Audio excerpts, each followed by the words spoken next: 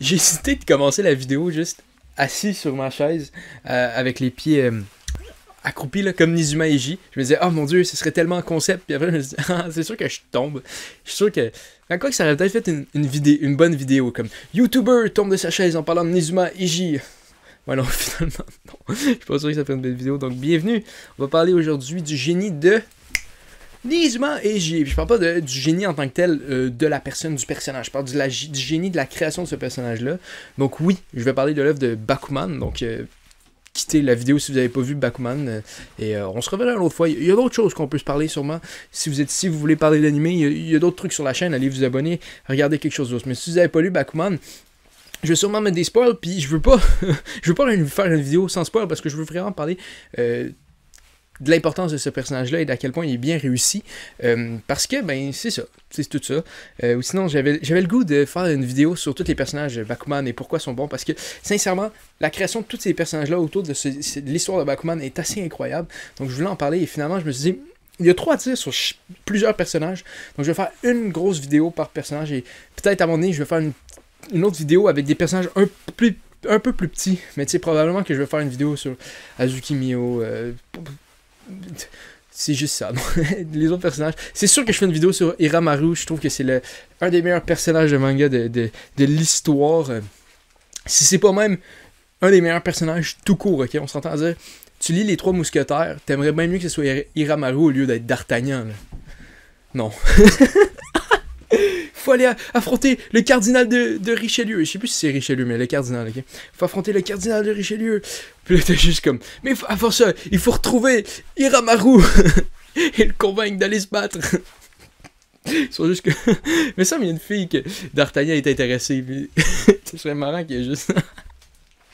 Oh, j'imagine juste la scène de eux qui sont là, puis il faut comme D'Artagnan, faut aller se battre, puis il fait comme ça me tente pas, je veux juste manger puis dormir. Ils sont comme, oui, mais savais-tu que telle personne aimait cette sorte de thé-là? Ok, non, on va arrêter de parler d'Iramaru, ça n'a rien à voir avec la vidéo, mais je suis en amour avec ce personnage-là, personnellement, donc rentrons dans le vif du sujet. Nizuma Eiji, je trouve que ce personnage-là est incroyablement bien décidé parce que c'est le rival de Hashiroji Muto, ok? C'est leur rival, je pense que c'est assez clair là-dedans. Mais il est fait comme un des meilleurs rivals, je pense, de l'histoire des mangas. Il est bien présenté, il est bien mis. Premièrement, je pense que la première chose très importante avec Nizuma Eiji, c'est à quel point il aime Hashirogi Muto. C'est leur plus grand fan et il trouve ça incroyable. Puis ça, je pense que, je sais pas si vous connaissez des artistes ou tout ça, peu importe, quand tu regardes des entrevues, souvent, d'artistes, d'autres trucs, tu réalises que le monde, il aime de l'art souvent qui est vraiment différent de ce qu'eux font. Donc je pense que c'est assez réaliste que Nizuma Eiji, qui fait des trucs un peu sans penser, capote vraiment sur un auteur qui est rempli de pensée parce que c'est pas quelque chose qu'il serait nécessairement capable de faire. Donc ça, je trouve ça réaliste, mais après ça, je trouve que c'est incroyablement bien fait comment lui, il a cette personnalité-là par rapport à ça. Parce que, ok, c'est pas avoir un animé pour se marier avec Azuki Mio. C'est ça le but, dans le fond, de l'anime. Désolé de vous l'apprendre. Puis, c'est dans le premier chapitre. Là. En même temps, je vous ai dit de partir si vous ne connaissez pas l'histoire. Donc, si vous êtes surpris rendu là, c'est vous le problème. Donc, il est là. Et ça, c'est leur but. Mais leur but n'est pas... il n'est pas contraint. Il n'y a pas juste une personne qui peut réaliser leur but. C'est pas comme, admettons, l'Hokage dans Naruto. Il y a juste un Hokage. Ben, il y en a plusieurs dans toute l'histoire, mais il y en a juste un à la fois. Donc, en faisant ça, tu fais que le rival n'est pas obligé d'être quelqu'un vraiment compétition directe. Oui, c'est de la compétition pour rajouter, je pense, du piquant à l'histoire, parce que ça pourrait pas juste être eux qui sont comme, bon, on est combien dans les rankings, tout ça, puis sans avoir de but nécessairement en tête, juste, on veut un animé, là, tu sais, ça serait un peu plate. Donc, tu rajoutes Nizuma Eiji pour pimper le truc, pour que tout le monde soit plus énergique, pour qu'il y ait une vraie raison, des fois, de vouloir encore plus haut viser, d'avoir un défi pour eux-mêmes. Donc tu le rajoutes pour aider vers le but de l'anime, mais il n'est pas obligé d'être complètement toujours en train de les saboter parce que à la fin ça le dérange pas vraiment. Lui aussi il y a un anime, il y a plein de trucs.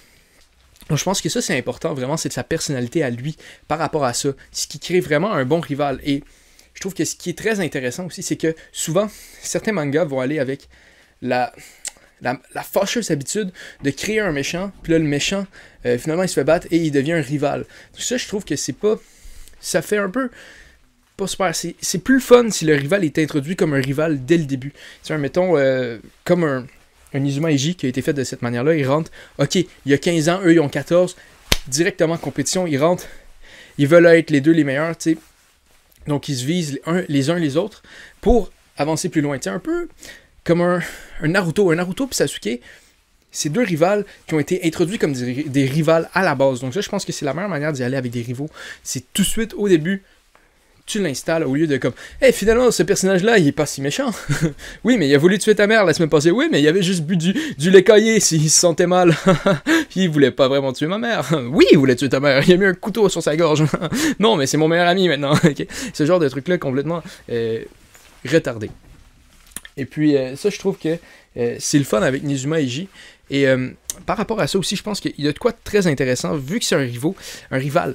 Et dans la création de son personnage, il est vraiment installé comme un génie. Plus un génie qu'Hashirogi Muto. Et vraiment, ça c'est un bon move, ok? C'est un extrêmement bon move. Parce que c'est vraiment un rival. C'est quelque chose qu'ils veulent atteindre souvent. Dans les mangas, ils vont faire le contraire.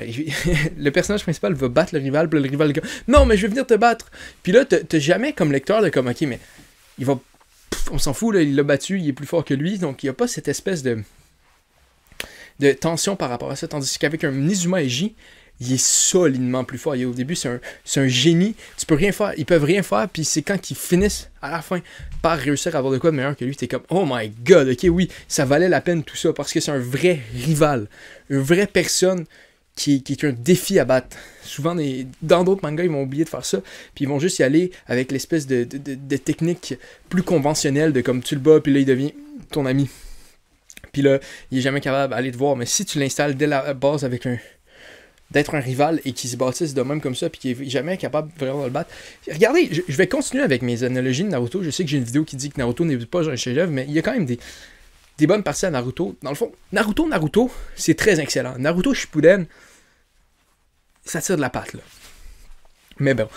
Donc, à la fin de Naruto, tout le long, Naruto a vraiment de la misère. Et pas au même calibre que Sasuke. Donc, quand tu vois le combat, que les deux sont vraiment très, très, très similaires, t'es content pour Naruto parce que c'est ça qui a été établi et que le rival est une personne à l'avant qui semble impossible à atteindre. Donc, c'est ça qu'il faut que tu... Admettons que si vous voulez écrire un bon rival, c'est ça qu'il faut faire. Il ne faut pas quelqu'un qui est constamment plus faible que le personnage principal. Il n'y a pas d'intrigue là-dedans. Donc ça, c'est un problème de Dragon Ball, mais on ne rentrera pas là-dedans. C'est juste ça, Dragon Ball. C'est juste comme, voici un ennemi, et finalement tu le bats, ton meilleur ami, et maintenant un de tes rivales, que tu t'en fous, parce que t'es complètement tout le temps plus fort. Il est comme, regarde, coucou, je viens d'atteindre le Super Saiyan 2, puis l'autre est comme, je suis en Super Saiyan 26. Ok, donc c'est pas mal ça, Dragon Ball, ma manière de... Regardez, je peux... On ne rentrera pas dans Dragon Ball, on parle de Inazuma Eiji. Donc ça, je pense que c'est assez intéressant par rapport à Inazuma Eiji. Je trouve que son intelligence en tant que tel, son génie est très utile au point de vue de l'histoire parce qu'il peut souvent servir à voir des choses que les autres ne voient pas parce que lui, il comprend les mangas un point plus loin. Donc c'est souvent intéressant de le voir qui dit une phrase, puis des fois il essaye que ce soit un peu cryptique. Il dit jamais comme « Ah, tel va... » Non, laisse faire, il dit ça des fois, il est comme « Ouais, mais leurs rankings vont descendre, des trucs de même. » Donc ça, c'est assez intéressant de voir ça, de lui qui prédit. Puis là, tu le vois arriver, puis t'as une espèce de... Ah, il est vraiment incroyable, tu sais. Excusez, moi, un instant.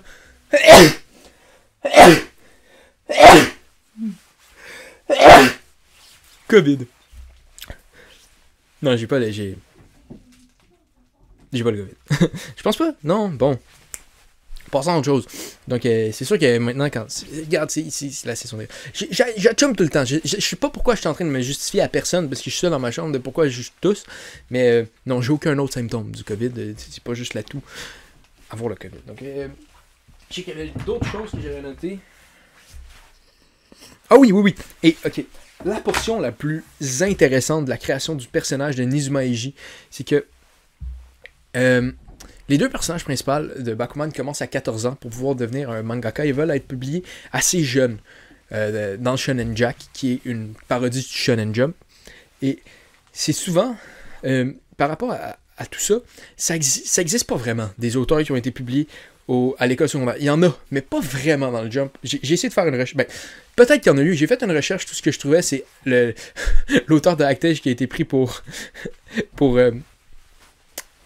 indécence sexuelle avec un adolescent. Donc, parce que j'écris comme adolescent manga Shonen Jump, donc c'est ça que ça a sorti, mais j'ai pas réussi à trouver d'autres. Si vous en connaissez qui ont fait leur début à l'école secondaire, ou puis je sais pas c'est quoi l'équivalent, ou le collège, ou je sais vraiment pas c'est quoi l'équivalent en France, mais de 12 à comme 18 ans, là, 13 à 18, 13 à 17, ok? Donc ça, votre équivalent en France, j'en ai pas vu. Donc c'est très intéressant par rapport à ça de voir que les personnages principaux ont quelqu'un devant eux qui le font. C'est quand ils vont faire des affaires incroyables, comme mettons avoir 2 séries en même temps, ben Nizuma Eiji le fait en premier. Quand eux, ils vont être publiés comme adolescents dans le Shonen Jump, qui n'a pas bon sens, Nizuma le fait en premier. Donc les personnages principaux sont aidés par le fait que Nizuma est classé comme un génie. Donc nous, quand on lit, on dit ok, c'est possible, c'est un génie.